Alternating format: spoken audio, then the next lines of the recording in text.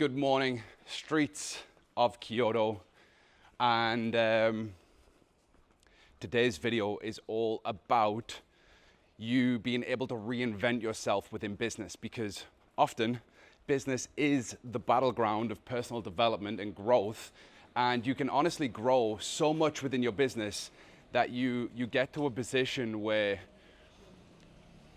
the business you are serving no longer serves you. Now, I say that lightly in the sense of course it serves you, of course it's going to help you, of course it provides for your lifestyle, but what happens is when you begin to grow and you do a lot of self-development, you end up in a situation where the product, the marketing, the offer is like a former version of yourself, and you have this disparity between who you are in your real world and who you show up to be in your business world. And I've had this challenge myself. It's something I'm currently navigating, and so I thought I'd share it with you because frankly, me doing these videos is more about me documenting my own journey and growth as opposed to solely just giving information and insight to you. So what you will find is that as you navigate the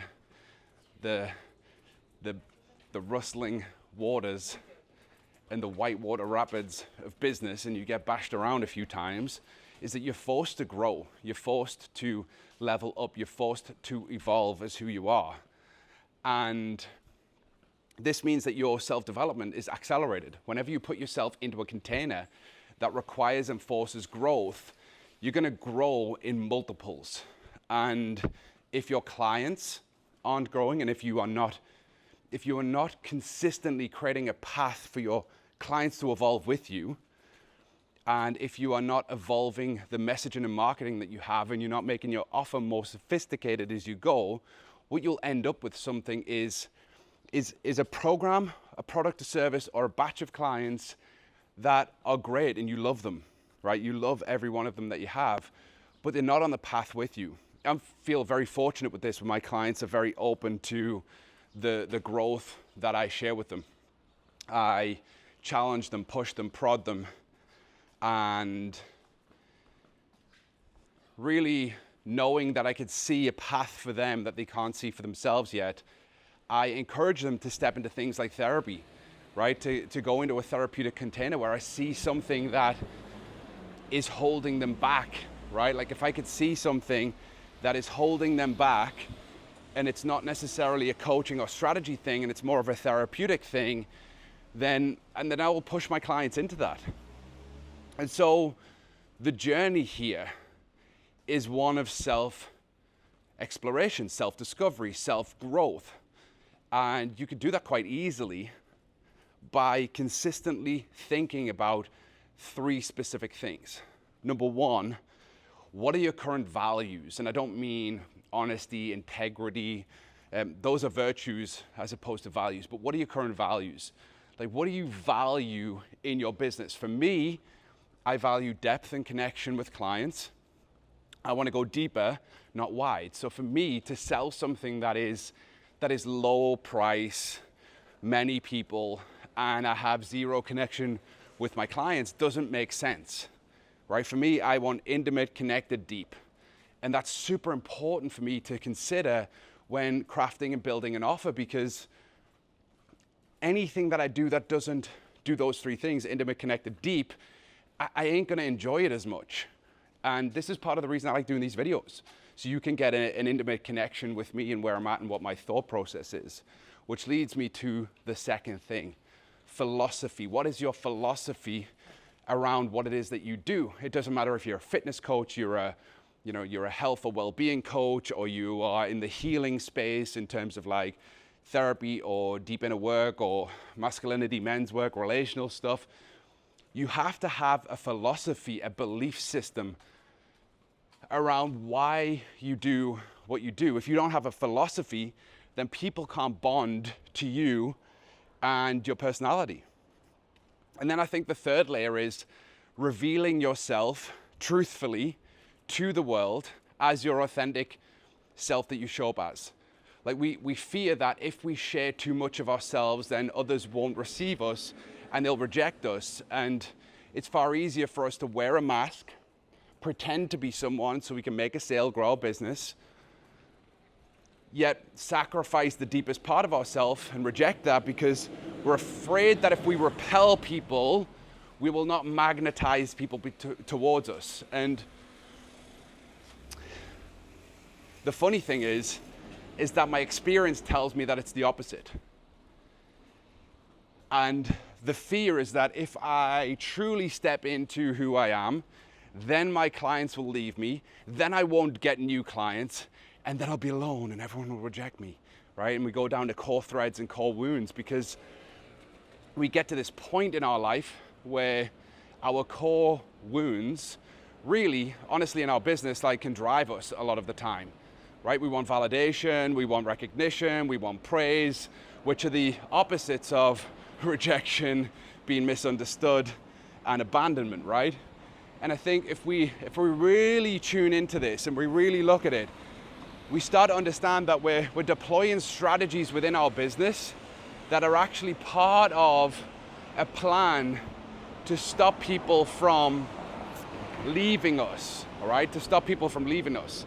We devise a plan that keeps people, right? We devise a plan that keeps people in our world, keep them paying us. And unfortunately, these deeper wounds are the things that prevent us from really stepping into the thing that we love. And so if you are in a period of your business right now and you feel like there's a version of you that shows up in the world, there's a version of you that you would love to be in the world, yet you're somewhat in the middle, right? You're kind of straddling two rocks, so to say. You're in the middle of a river. You've got one foot on one rock, one foot on the other, and you can neither really jump to the other side or the side that you're on.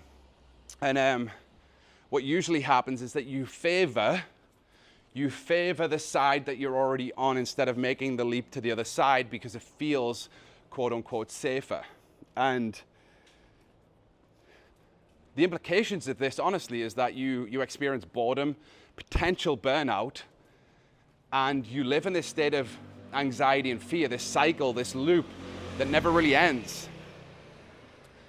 And so you've got to get extremely clear on the three things that I mentioned here is, number one, what are your values? Like, what do you value when it comes to working with clients, right? If you are somebody who values, I know I'm jumping way off track here, but like my numbers are 1110, right? It's my birthday, 11th of October. And I see them everywhere. And I've just seen that on a reg plate. It's so weird as I'm talking about alignment. There are the three things, right? Number one, your values, right? Like, you have to really understand what it is you value in business, because if you aren't delivering the thing that you value most, then guess what? You're gonna fall out of love with the way in which you're doing things. Number two is your philosophy. Like, what is your philosophy for getting the outcome with your clients? And that means you have now alignment in the way in which you deliver the thing, and you have deep resonance with your audience by sharing your philosophy.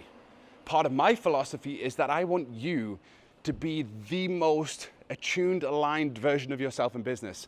I want you to reveal your deepest self. I want you to be able to show up and do videos like this and have them get you clients, right? Where you don't have to be fancy. You don't have to be, overly perfected or overly polished. You build connection with your audience through your philosophy and personality. And then number three is your ability. What did I say? See, number three, when I'm in flow, I get these things. Number three is your ability to basically take those two things and show up authentically as yourself, right? Utilize your personality, who you are, as much as what you do to actually generate clients, right? People bonding with you because of the way in which you show up.